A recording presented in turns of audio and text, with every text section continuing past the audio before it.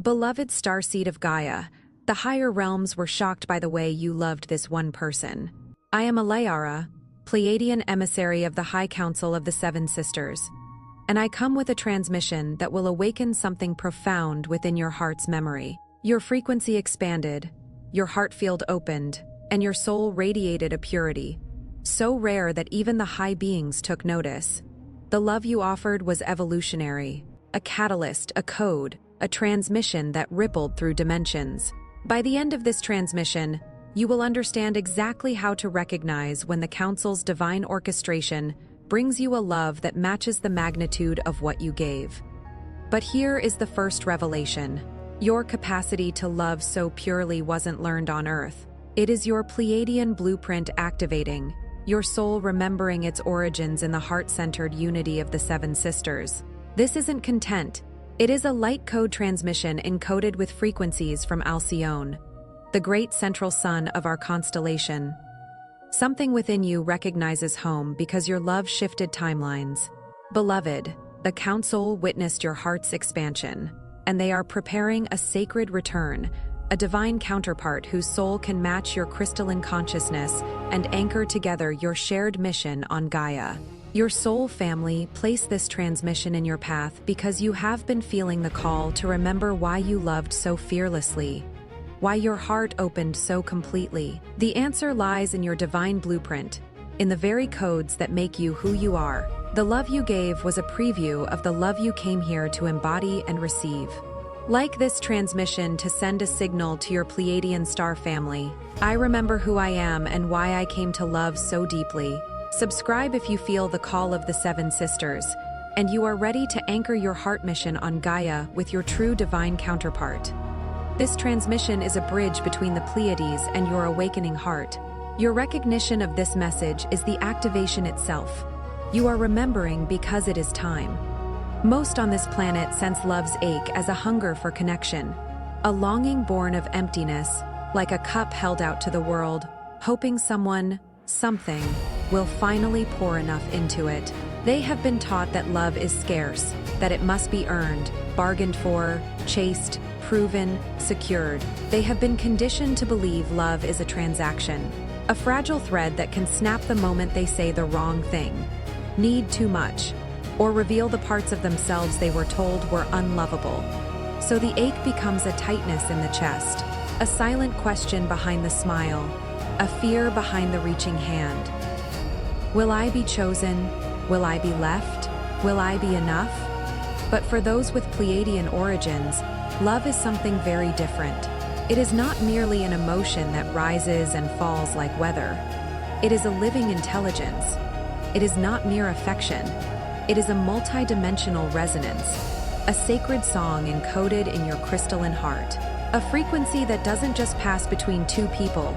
It ripples through fields, through timelines, through the unseen architecture of creation. It is a current that remembers itself even when the mind forgets. It is the soundless language your soul speaks when words fail, the light your spirit emits when no one is watching, the steady flame that remains when everything in the outer world seems to shift like sand. In the deepest sense, this love is not something you do. It is something you are, something you carry the way stars carry fire. A Pleiadian starseed does not simply feel love, they transmit it. And yet, in this density, most Pleiadian starseeds walk veiled in soul amnesia, believing their love moves unseen, unheard, cut off, perhaps, by past wounds, collective pain, or the distortion of forgetting. This Earth school can make even a luminous being doubt their own radiance. It can make you interpret sensitivity as weakness, compassion as naivety. Devotion is something that will get you hurt again. The world can be loud, and love can feel quiet. The world can be harsh, and love can seem too gentle to survive. So you learn to guard, to brace, to close. But the truth is, love doesn't stop when you close your eyes. A star doesn't stop shining when the clouds roll in. It simply becomes harder to see from the ground. Your love is still there, pulsing beneath the surface, like a hidden sun behind the ribs, waiting for remembrance to part the veil. Here is the revelation most never hear. Every time pure love rises in your heart, Love that asks nothing. Love that simply shines, even in the face of pain. It becomes a beacon across timelines and dimensions. Not the love that manipulates. Not the love that clings. Not the love that says, "I will give you this if you give me that." But the love that is clean. The love that is free. The love that blesses without needing applause. That kind of love is rare on Earth. Not because humans are incapable, but because the conditioning is thick, and when it rises in you, it is recognized the way a lighthouse is recognized by ships far out at sea. It is not swallowed, it is not wasted. This little human ache that you mistake for smallness sends out crystalline waves along the unity grids, illuminating even the farthest temple of Alcyone, the great central sun of the Pleiades. Imagine for a moment that your heart is not merely an organ pumping blood, but a stargate humming with geometry, a living crystal tuned to the song of unity. When you love purely, it is as if a note is struck on a cosmic instrument, and the whole universe hears it. Scripture in the earthly traditions has always whispered this secret in different language. God is love, and perfect love casts out fear.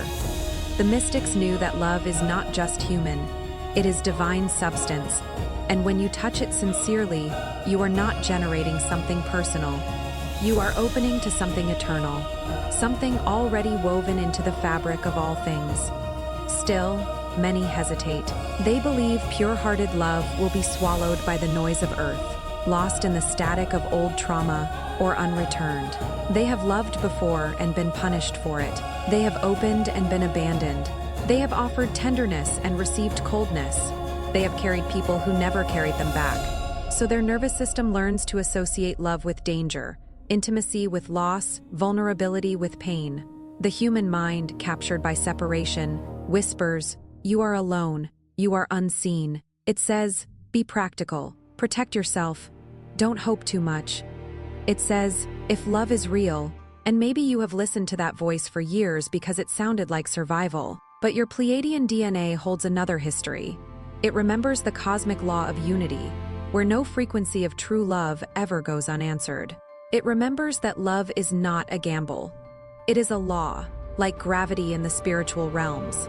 Every note you emit becomes a living invitation, a call to counsel, a reason for the high beings of light to gather, harmonize, and send their currents flooding back through the crystal grids into your soul.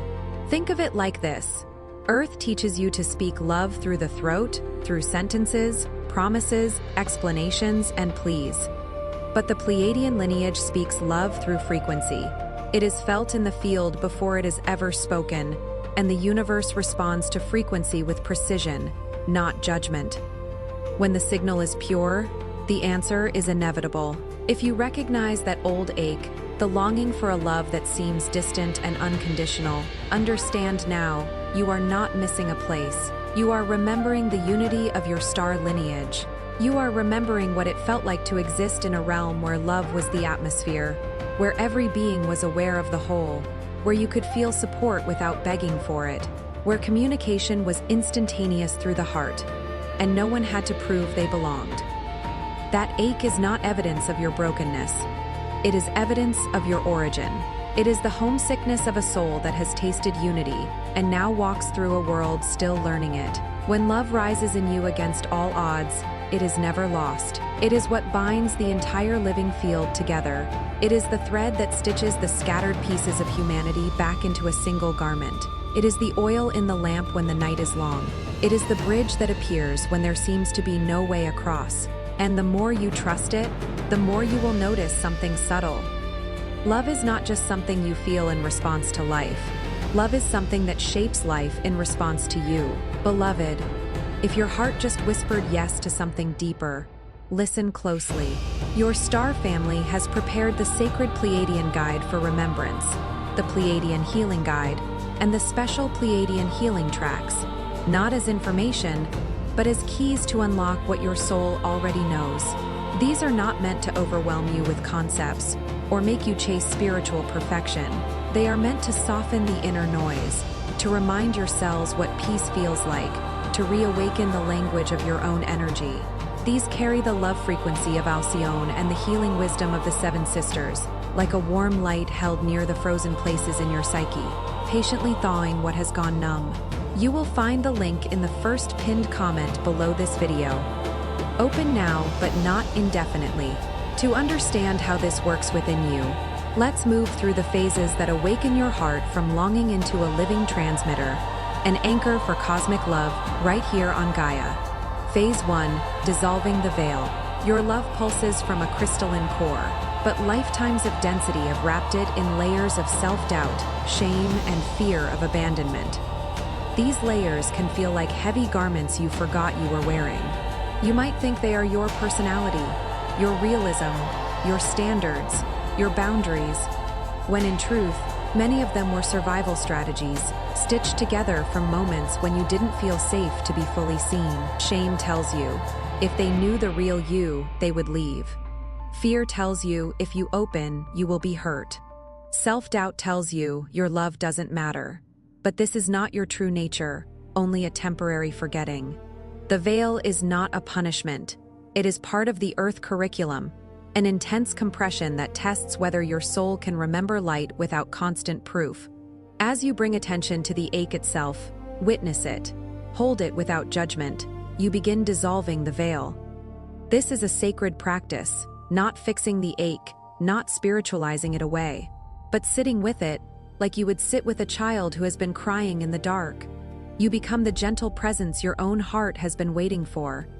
You breathe into the tight places. You let tears be holy water. You let the body tremble if it needs to release old fear. You stop calling yourself too much for feeling deeply. You stop calling yourself weak for needing love. And in that compassion toward your own pain, something alchemical happens. The veil thins. Love is not meant to be hidden under survival. It is designed to flow.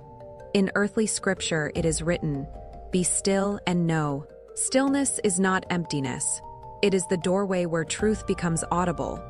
When you stop fighting yourself, you start hearing the hum beneath the noise, the steady pulse of your original frequency. Phase 2, igniting the heart's crystalline memory inside every sincere act of love, every silent prayer for another, every moment you choose understanding over judgment. A code is activated. This is not poetic metaphor. It is spiritual mechanics. When you forgive someone who does not deserve it, not to excuse harm but to free your own field, you activate a strand. When you speak gently to yourself after making a mistake, you activate a strand. When you offer kindness without needing recognition, you activate a strand. When you bless a stranger in your mind instead of resenting them, you activate a strand. These are the hidden initiations. Earth often glorifies grand gestures, but the cosmos reads the quiet ones. Your crystalline DNA, flickering with memory, sends signals home. It is like an ancient lantern being lit from within. You may not see it with your eyes, but the field brightens. And the 7 sisters receive everyone. They do not miss your smallest offerings. They feel the moment you choose love when it would be easier to close. Your acts of genuine love become living star maps, awakening the ancient templates that once bridged your hearts across the stars. You begin to remember not just that you are loved, but how love moves. You remember that love is coherent. It organizes chaos. It brings scattered energy into alignment. It is the frequency in which healing becomes possible. In the language of the ancients, faith, hope, and love abide. But the greatest is love. Not because love is sentimental, but because love is the substance that remains when illusions fall away. The energy of your love doesn't disappear. It travels. On Earth, you are taught that what matters is what is visible. Results, validation, proof. But the universe is built on the invisible intention, vibration, coherence. When a starseed radiates pure love, the Pleiadian High Council gathers in response. Not as a dramatic assembly in a place you could point to on a map, but as a convergence of intelligence and compassion in the higher fields, the way a choir gathers around a note that needs harmonizing. They perceive your signal like a clear tone in a vast symphony.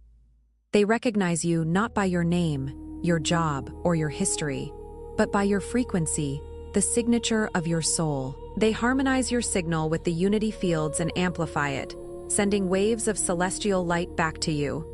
This is reciprocity on a cosmic scale. Your offering is never solitary, the mind says. No one sees what I do. The soul says, everything is witnessed. The mind says, my love is wasted. The soul says, love is never wasted. It is stored in the living field, and when the council responds, they do not override your free will or force you into anything.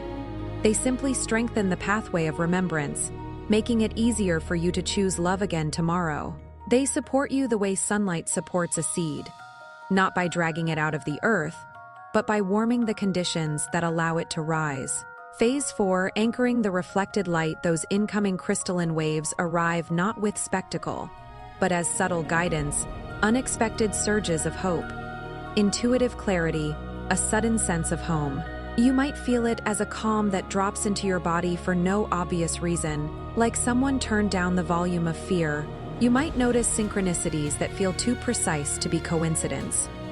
Words you needed appearing at the right time. Chance encounters that open doors, dreams that leave your heart glowing. You might feel called to drink more water, to rest, to walk under the sky, to simplify, to release what drains you. You might suddenly understand a lesson that has been repeating for years. This is how the reflected light speaks. It doesn't always announce itself. It integrates. It threads itself into your days like golden fibers woven into ordinary fabric. They flow into you so you can anchor them on earth, so your life becomes an access point for others, a living bridge between Gaia and the Pleiades. And this anchoring is practical. It can show up as patience with your family, as choosing a more honest path, as leaving an environment that keeps your nervous system in survival, as speaking truth with kindness, as creating art that carries healing, as holding space for someone without trying to fix them. Anchoring is not about floating away. It is about bringing heaven into matter, bringing coherence into the places that have been chaotic, bringing light into the rooms where you once felt alone. The earth itself, Gaia, is a living being with a crystalline grid, and your heart, when coherent, interfaces with that grid, your love becomes a stabilizing frequency. It becomes medicine not only for you, but for the land, for the collective, for the ancestral lines that still carry pain. Phase 5, merging into unity consciousness. The more you allow the inflow and outflow of this love, the more separation dissolves. At first, you may only taste it in moments, brief openings where you feel connected to everything, where you look at a tree and feel it looking back, where you feel compassion for someone who once triggered you, where you realize you are not competing with life but participating in it. Then those moments begin to stretch. The fear-based identity loosens. You stop seeing yourself as a single isolated point trying to survive in a hostile world. You begin to sense the web. You begin to understand, not as an idea but as lived truth, that what you do in your inner world touches the outer world. You become aware that your heart is a living portal, and that the longing for home was never emptiness, but a call for union. The longing was your soul's compass, pointing you back to your true atmosphere. In this moment, you become both the sender and the receiver, the lover and the beloved, the human and the high council, unified across the golden fabric of being. Unity consciousness doesn't erase your individuality, it sanctifies it. It allows you to be yourself without needing to be separate. It allows you to love without losing yourself, to serve without self-abandonment, to shine without performing. It is the state where you can finally understand the paradox. You are held by something vast, and you are also a vital strand of that vastness. You are not a drop lost in the ocean. You are the ocean recognizing itself in a drop. Phase 6, embodying the harmonic mission. Your highest mission isn't just to remember, it is to become the living frequency of unity. Remembrance is the doorway, not the destination. The destination is embodiment. Love translated into choices, into speech, into how you treat yourself when no one is watching. Now, when you share love freely, courageously, in word or silent thought, it shapes Gaia's crystalline grid, assisting the collective and activating countless others. This is how the mission becomes real. You become a tuning fork. People around you begin to regulate simply by being near you. Not because you are better, but because you are coherent. Your nervous system becomes a sanctuary. Your presence becomes a permission slip for others to soften, and you will notice that the mission is not always comfortable. Love asks you to be honest. Love asks you to release the identity built on pain. Love asks you to forgive, not to condone, but to unchain yourself. Love asks you to set boundaries that honor life. Love asks you to stop abandoning your own heart. Your presence is prophecy fulfilled. You are the wave and the answer, inseparable from your cosmic lineage. The Seven Sisters are not distant mythology. They are living consciousness. And your life is one of the ways their harmony touches this world. You are not here to escape Earth. You are here to help Earth remember its own light. What has felt like isolation was always choreography. A sacred setup arranged by your star family to make your reunion more miraculous. Your remembrance more embodied. Sometimes the soul chooses loneliness, not as punishment, but as incubation. Seeds germinate underground in darkness before they break the surface. The caterpillar dissolves before it becomes the butterfly. In the same way, there are seasons when you are pulled inward away from distraction, so the frequency can refine. And when you interpret those seasons as rejection, you suffer unnecessarily. But when you see them as sacred, you begin to cooperate with them. Each pulse of pure love you emit is not a solitary ripple. It is the invitation that calls the Seven Sisters to gather, to shine, to circle you with the light of home, and amplify your every frequency. If you were truly cut off, you would not feel it. The longing itself is the thread. The tenderness itself is the memory. The tears themselves are a signal. You are not lost in the void. You are the beloved at the council table. Even now, even if your life looks ordinary, even if your mind is skeptical, your soul is known. Your frequency is recognized. Your quiet courage is recorded in the living library of light. Tonight, before you sleep, place your hand on your heart and speak this intention to the stars. I remember my Pleiadian origin. My love is seen, heard, and cherished by the Seven Sisters. I receive their light and amplify unity through every word, thought, and kindness. I am home, and as you speak it, don't force yourself to feel something dramatic. Let it be simple. Let it be sincere. Let your body hear your own voice declaring truth. Let your nervous system receive a new instruction. I am not alone. I am held. I am connected. Then breathe as if you are breathing starlight into your chest. Imagine, gently, a soft blue-white radiance above you, like moonlight mixed with dawn, pouring into your crown and settling into your heart. Imagine it collecting in the center of your chest, like a crystal lake, becoming still, becoming clear. And if emotion rises, let it rise. If peace rises, let it rise. If nothing rises, still trust the act. A seed does not sprout the moment it is planted, but it is still activated. Before you scroll, take a moment to be part of the unity grid forming here. Drop one hard intention in the comments, something real. Then respond to someone else's with love or encouragement. This isn't content. It is collective Pleiadian reunion. Energy multiplies when hearts connect. If something in this message resonated with your soul, don't keep it to yourself. Someone in your orbit is waiting for this exact activation from their star family. Share it, and if you felt your heart open, subscribe. Stay connected to the frequency. You are not just watching, you are remembering. This is your sacred space. Your Pleiadian family is here, and we are just getting started. If this transmission spoke to you, don't just walk away from it. Respond to it, help carry this message further. Every act of support helps this transmission find the next starseed who needs it.